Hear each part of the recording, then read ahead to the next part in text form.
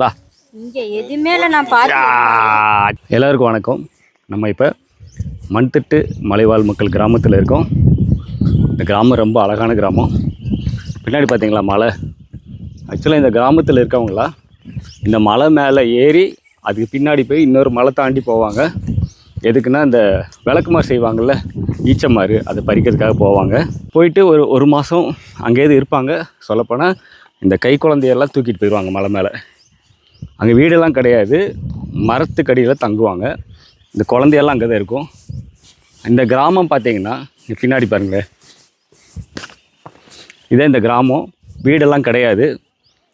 இப்போ தான் முறையாக டேங்க் கட்டியிருக்காங்க. உன்னை வீடு கட்டுறேன்னு சொல்லியிருக்காங்க. ரொம்ப கஷ்டப்படுற மக்கள் இவங்க, ரொம்ப நல்ல மக்கள். ஸோ இவங்களுக்கு சீக்கிரம் நல்லது நடக்கும் நான் கடவுளை வேண்டிக்கிறேன். இப்படி கஷ்டப்படுற மலைவாழ் மக்களை படிக்க வச்சு அவங்கள ஒரு நல்ல அதிகாரி ஆக்கணும் அப்படிங்கிறது என்னோடய பெரிய நோக்கம். கண்டிப்பாக அது நடக்கும்.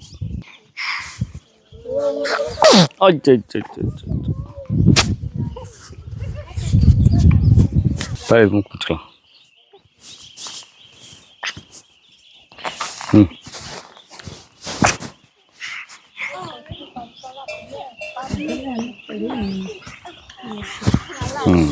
சரி, சளி பிடிச்சிக்கிச்சா? சரியா போயிடும். சரியா? பா. கண்ணாடி வேணுமா? போட்டுக்கோ.